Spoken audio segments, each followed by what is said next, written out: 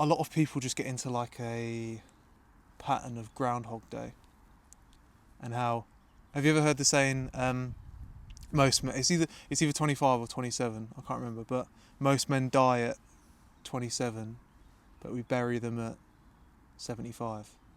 I think that's the saying. Have you ever heard that before? I haven't. It's basically what it. I think it means is that at 27 is usually the average age of like settling down. You know, like the term settling down. So it's most men probably get a mortgage at around 27. Most men kind of are in a stable relationship at 27. Most men people start having kids at 27, and everything kind of just flatlines. Because I feel like for your life, there's a lot of ups and downs as you're growing up. So from like being a kid, obviously everything changes every year when you're like very young, and then you eventually get into like being 16, 17, and then things start like getting interesting.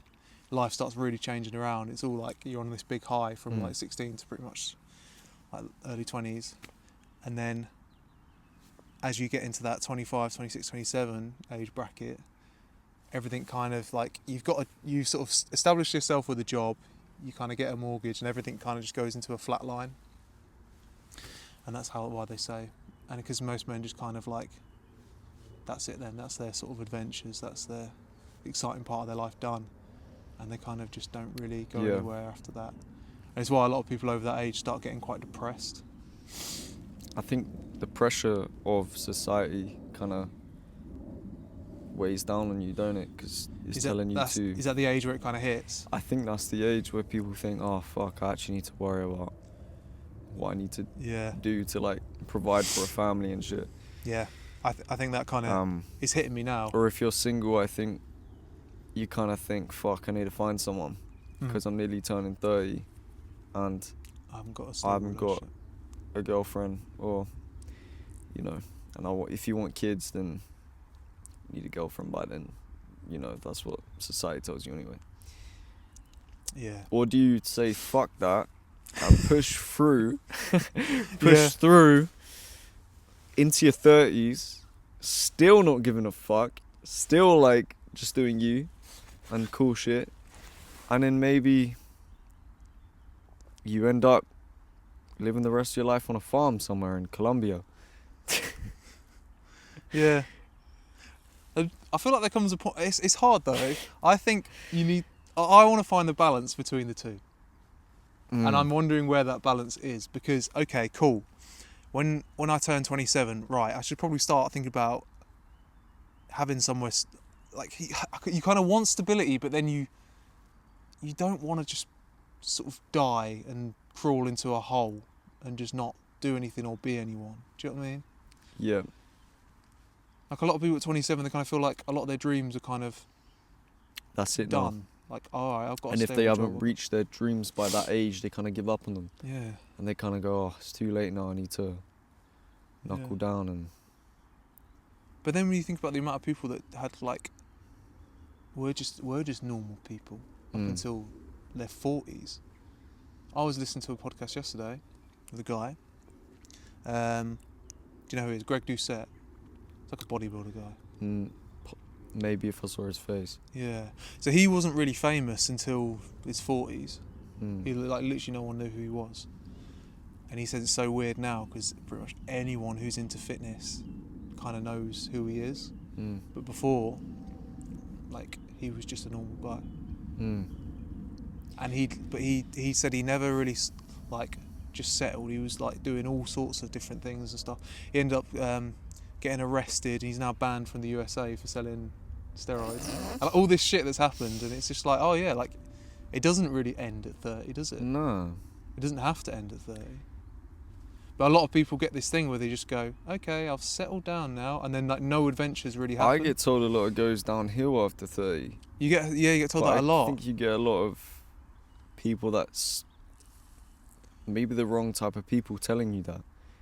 People that have given up. But if you let, you know, it's amazing what the mind can do, because if you listen to that and take it seriously, that's probably going to happen, surely. If you go, yeah, things go down after 30, I'm going to get less fit, I'm not going to be able to do what I used to do when I was in my early 20s.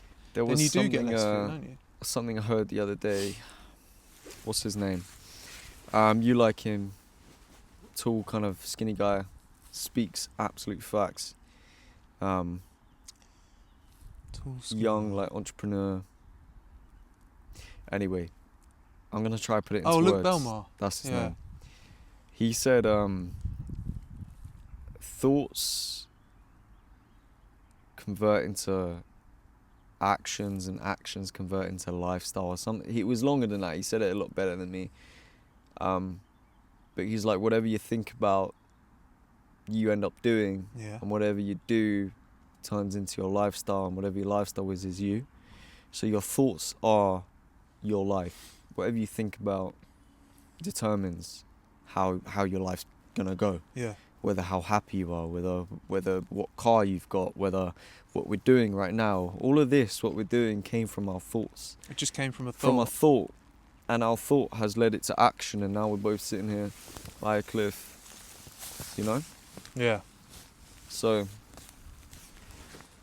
yeah, I think you're right. It's what you tell yourself. And if you hit 30 and you're telling yourself, right, this is me now. This is it. This is kind of it. Going downhill. You're going to believe that. You're going to believe what What's you're going to telling happen? yourself. You're going to go downhill. If you believe your health's going to go downhill, the There you reality, go. you're probably less likely to put the effort in to keep it from not going downhill. If you believe that, okay, so like someone told me once that, so men's muscle mass peaks at 30. Well, I didn't know that before, so I thought when you're young, up to 25, is when you're like at your most sort of muscly. But if it peaks at 30, and then but if you look at 30-year-olds, they sort of fill out a bit. You do fill out at 30. Sometimes for the better, sometimes for the worse. So it's actually true. So it's like, oh shit, like I've got 5 years, I'm 5 years off that. What, I don't necessarily have to worry about... I'm pretty sure you told me this quite a while ago. What did you say? Men peak, like statistically, men are at their peak at 35, right? Yeah. Didn't you say that?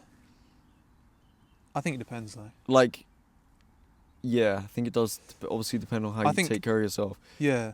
At certain levels and in certain scenarios, some people look...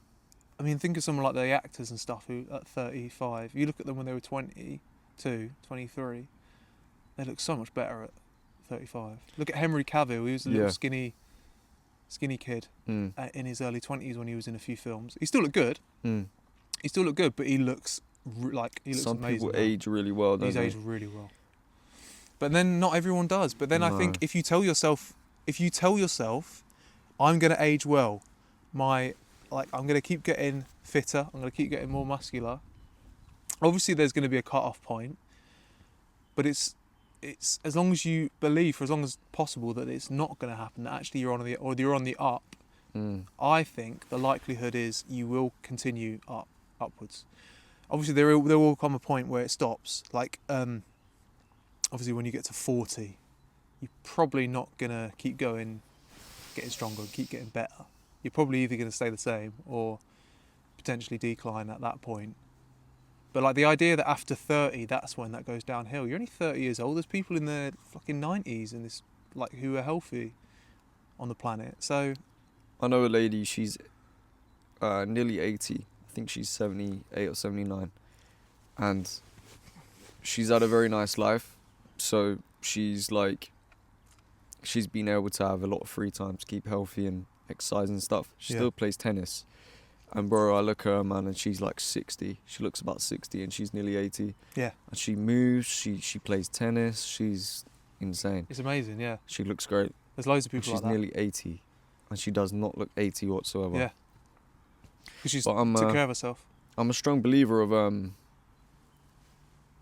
what you think of, you kind of are. So like, if you're an unhealthy person, if you're constantly telling yourself, I'm unhealthy, I can't eat that, that makes me feel sick, I can't eat that I'm allergic to that.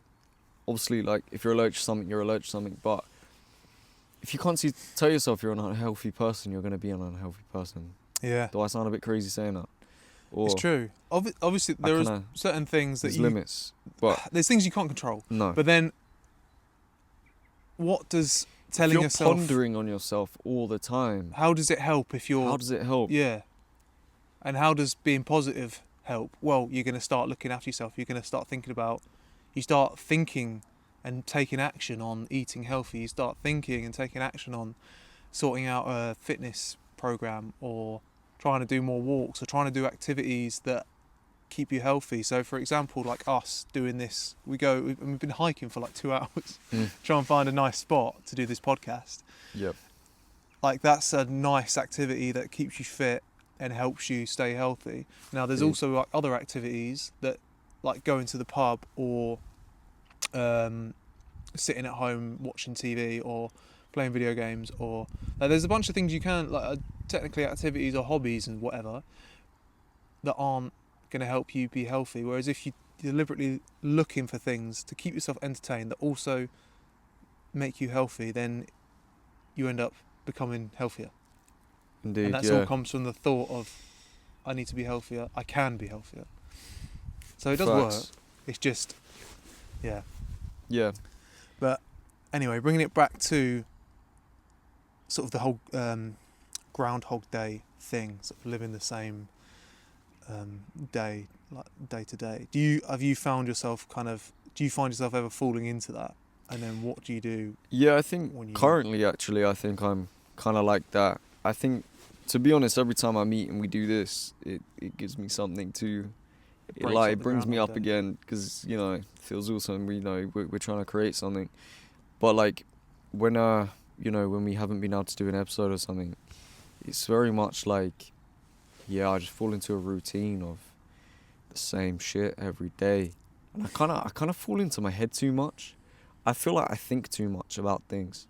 So like when I'm left to like do my day to day, same thing every day, I end up just getting in my head, man. And I think I'm so passionate that I don't want to live that life of day to day, everything's the same. You know, you see people do it, you see grown-ups do it.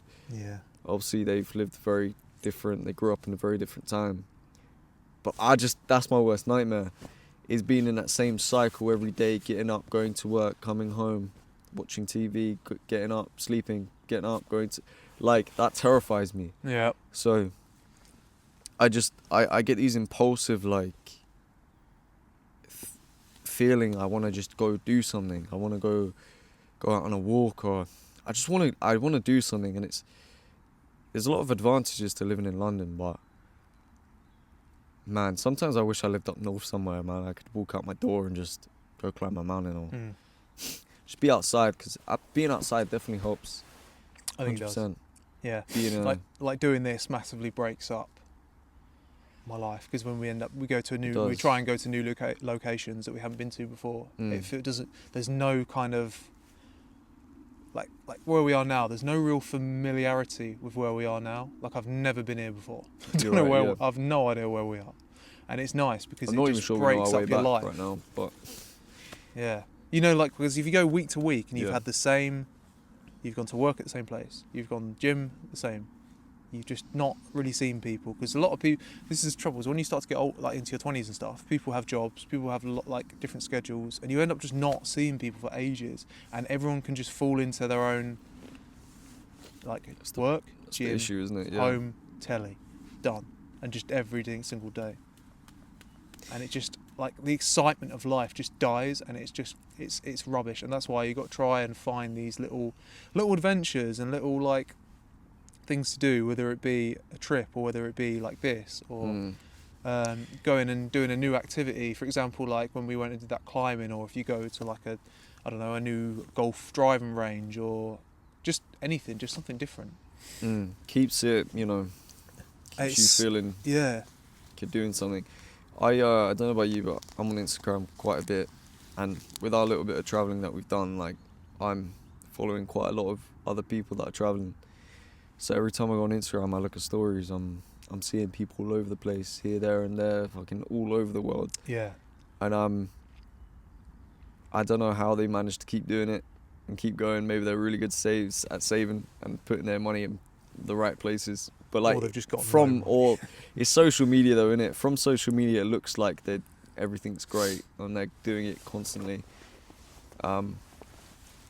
But yeah, no, that really, like, I look at it and I'm like, fuck, man, why aren't I doing that? Like, how are they out there doing this? And I'm not, because I'm home saving money up to do something. Yeah. But everyone's on their own time, aren't they? Everyone has Yeah. their own, Yeah. on their own time. And yeah, but that brings me back down to Groundhog Day. Because I'm like, oh man, I've got to get up to work. I've got to go work in a minute. Yeah. And I'm looking at this guy in fucking, I don't know where, on a beach Yeah. somewhere. It's true. But then I think that can become boring, and you can get to a point where you're like, shit, I've only done all this travelling and shit, which has been great, but now I'm kind of stuck where where do I go next, kind of thing. And not all adventures come from just travelling, you know. Some adventures come from like the people you meet and the sort of life you build around you. Facts, man. Like there's so many different ways to like enjoy life and have adventures and things. Like having kids is an adventure. Like getting a mortgage actually is an adventure, or getting a house. All that sort of stuff. It's all its own adventure, isn't it? Yeah, really? it's like about how we've got probably 80 years on this planet to sort of live as much as we can, and I feel like it's good to try and live as much as you can, to do all those things, but then also do all the adventures and stuff, and do the like the crazy camping trips, and do the odd day when you just do something crazy, like get drunk somewhere with your mates. Yeah. Yeah, and I suppose if you was constantly traveling, keep it varied, because like alcoholics who just get drunk every day, that's a depressing life. But once a year, going out with your boys somewhere, let's say you go like a camping trip and you all get fucked up around the fire and have a laugh and play the stupid games and stuff. That's it's a lot more valuable, isn't it? Yeah, it's a core memory, man. You've used that unhealthy activity in a way that keeps it interesting, and I don't know. You know what I mean? You're right. Yeah. I suppose if you're traveling all the time, man, like, we'd never get time to do shit like this. This podcast wouldn't be a thing, because you'd be somewhere, I'd be somewhere, and we just wouldn't be able to have time to do this. Yeah.